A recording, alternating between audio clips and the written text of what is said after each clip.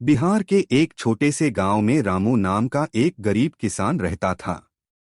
उसका गांव हरे भरे खेतों से घिरा हुआ था। सुबह होते ही मुर्गे की आवाज से पूरा गांव जाग जाता था। रामू भी सूरज निकलने से पहले उठ जाता था। रामू के पास थोड़ी सी जमीन थी। उसी जमीन पर वह खेती करके अपने परिवार का पालन पोषण करता था। उसके परिवार में उसकी पत्नी सीता और दो बच्चे थे, सोनू और रानी। एक दिन सुबह सुबह सीता ने कहा, सुनिए जी, इस बार बारिश देर से हो रही है। अगर ऐसे ही रहा तो फसल कैसे होगी? रामू ने हल्की मुस्कान के साथ कहा, चिंता मत करो सीता, भगवान पर भरोसा रखो। मेहनत करेंगे तो कुछ न कुछ अच्छा जरूर होगा। लेकिन सच में जी, इस बार गांव में बारिश बहुत कम हुई। खेत सूखने लगे। गांव के कई किसान परेशान हो गए।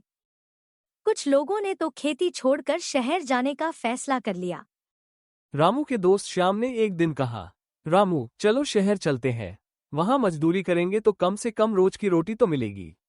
रामू ने शांत स्वर में जवाब दिया, श्याम, हमारा जीवन तो खेती ही है।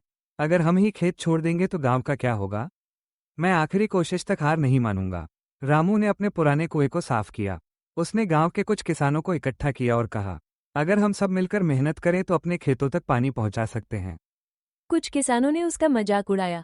अरे रामू, ये इतना आसान नहीं है। लेकिन रामू हिम्मत नहीं हारा। उसने अपने बच्चों के साथ मिलकर दिन रात मेहनत की। मिट्टी खोदी, नहर बनाई और कुएं से पानी खेत तक लाने का रास्ता तैयार किया। धीरे धीरे कुछ और किसान भी उसकी मदद करने लगे। पूरे गांव ने मिलकर मेहनत की। कुछ ही दिनों में खेतों तक पानी पहुंच गया। फसल धीरे धीरे हरी होने लगी। जहां पहले सूखी जमीन थी वहां अब हरियाली दिखाई देने लगी। गांव के लोग खुश हो गए। फसल पकने का समय आया। इस बार गांव में अच्छी पैदावार हुई। एक दिन गांव के मुखिया ने सबके सामने कहा, अगर रामू हार मान जाता तो शायद आज हमारा गांव खाली हो जाता।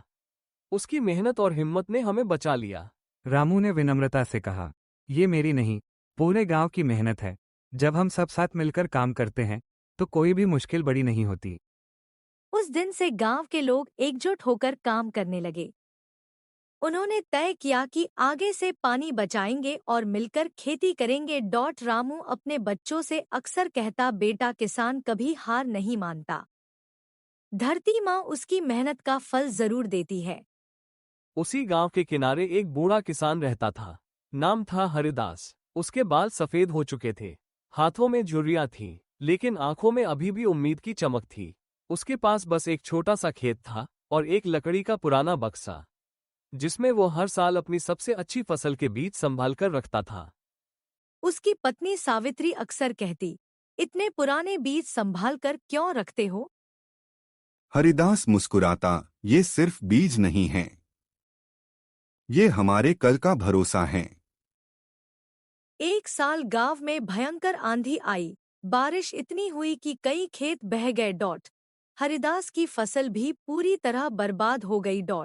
गांव वाले बोले, अब छोड़ दो खेती, उम्र भी हो गई है। लेकिन हरिदास ने अपने बक्से को खोला। उसमें सिर्फ एक मुट्ठी बीज बचे थे। सावित्री ने पूछा, अगर ये भी खराब हो गए तो? हरिदास ने शांत आवाज में कहा, अगर डरकर बोना छोड़ दूं तो किसान कहलाने का हक खो दूंगा।